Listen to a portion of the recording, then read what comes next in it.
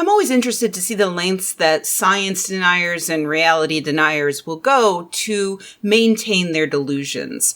For instance, apocalyptic cults that believe with all of their hearts that the end times will come at a specific date and time.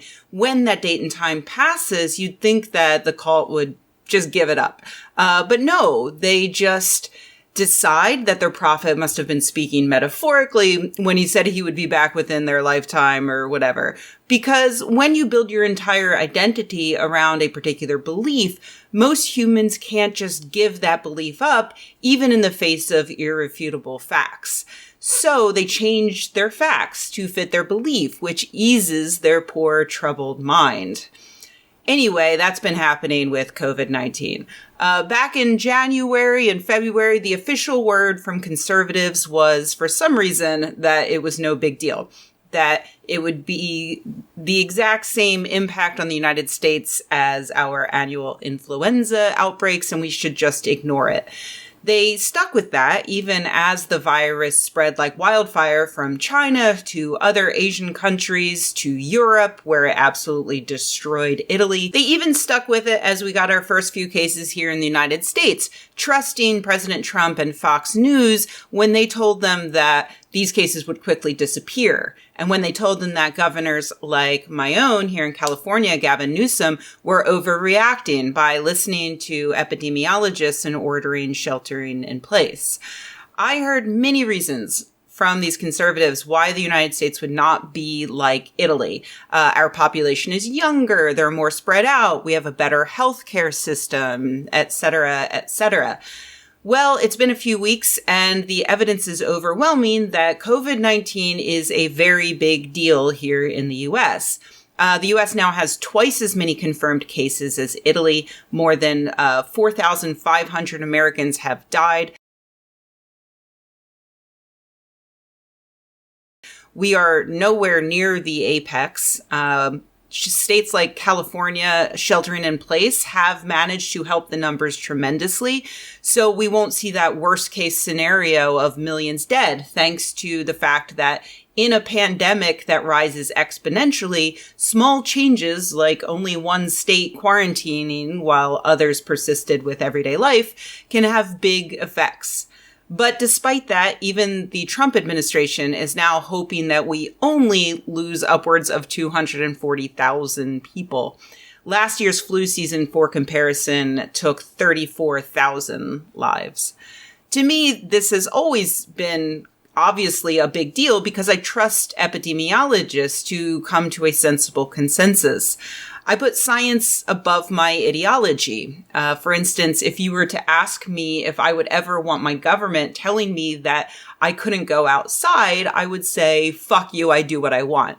Especially when that government is the Trump administration. I already think that man is a fascist, so his administration controlling my day-to-day movements is positively anathema to me. But in this case, I know that the scientists are right. Staying home is right. I will swallow my feelings about the government and do what they say. But for the conservatives who have been distrustful of the scientists for the past 2 months, it's not so easy. They've invested a lot into the idea that this virus isn't a big deal. So I was interested to see how they're reacting now in the face of what I feel is incontrovertible evidence that they're wrong. What I discovered is that commentators like Brit Hume are amplifying a claim that people who doctors say are dying of COVID-19 are actually dying of other things unrelated to COVID-19. But because they happen to test positive for COVID-19, they became part of that statistic, inflating the actual number of people who are dying from COVID-19. So, for instance, if you have COVID-19 and you get in a car accident and die on the way to the hospital, you'd be considered a COVID-19 death. Just to pick up a very exaggerated case to prove the point. Let's unpack this a bit. The claim comes from a random guy on Twitter, as many conservative talking points do, named Adam Townsend, who lists a few points to back up this idea. First, he talks about one doctor in Germany who wrote a letter questioning whether or not too many Germans were considered to have died of COVID-19, with no actual evidence to support this idea, why he was even asking the question. Second, John Ioannidis, who is well known for publicizing the replication crisis in science. He wrote an article saying we don't have enough information to make informed decisions on shutting down the economy and sheltering in place, which is true. We don't have enough information because the United States didn't react early enough and isn't testing enough people. So we're forced to take drastic measures that we wouldn't necessarily have to take if we were able to test everyone. Nothing he says offers any evidence that COVID-19 is being overly blamed for deaths, though. Next, random guy on Twitter mentions a French study without linking to anything. And it's completely generic, so there's no way I can even comment on it. Next, he links to a New York Times opinion piece saying that we shouldn't shut down the economy to stop the virus, not relevant to the point at all. Next, he cites Italy's Professor Walter Ricciardi, stating that the professor claimed, quote, only 12% of the test-positive deceased in Italy considered the coronavirus as a causal factor, which corresponds to a few dozen people per day. The normal all-cause mortality in Italy is around 1,800 people per day. If you click the link he provides, you'll find that he is obfuscating, to put it nicely. Ricciardi said that 12% of COVID-19 deaths showed direct causality, meaning that there is undeniable proof that the patient died of COVID-19. In the other cases, and I quote from the article he links to, this does not mean that COVID-19 did not contribute to a patient's death. Rather, it demonstrates that Italy's fatality toll has surged as a large proportion of patients have underlying health conditions. These comorbidities are things that half of all Americans have: cardiovascular disease, diabetes, asthma, diseases that the majority of us are living long, happy lives with. The people who count as COVID-19 deaths are counted that way because if it weren't for COVID-19, they would still be alive today. I think that's fair. That's how diseases work. That's how they kill people. People don't always just die of, say, cancer.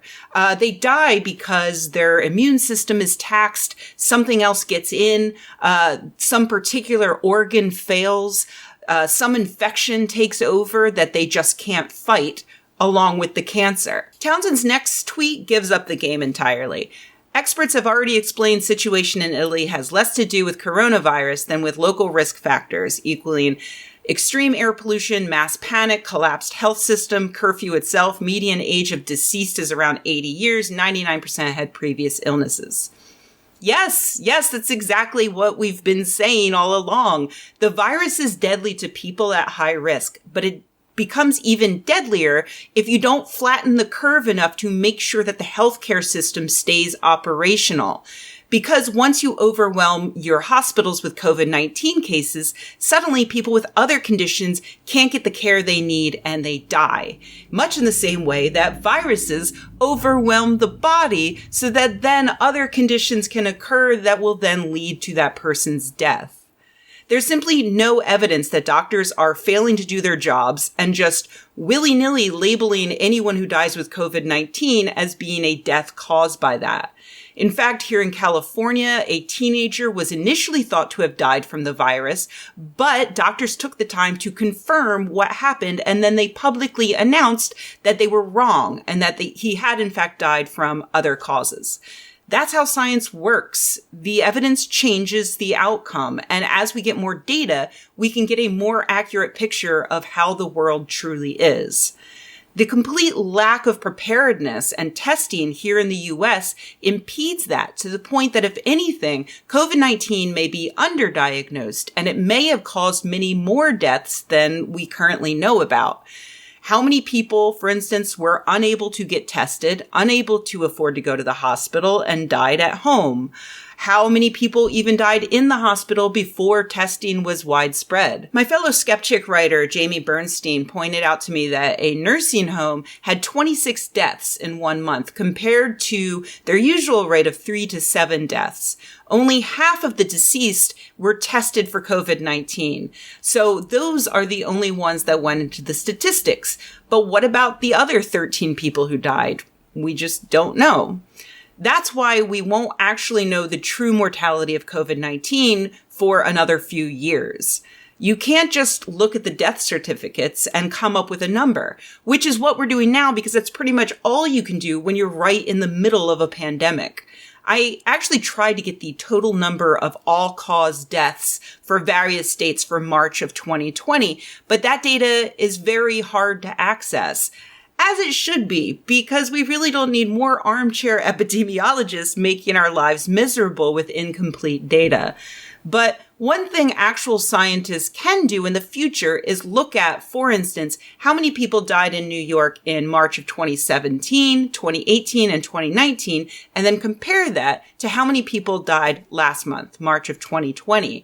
And then we will know the true impact COVID-19 had. Just kidding. That still wouldn't tell us the truth because there are always mitigating factors. Did more people die because of COVID-19? Did fewer people die of car accidents because fewer people are out driving?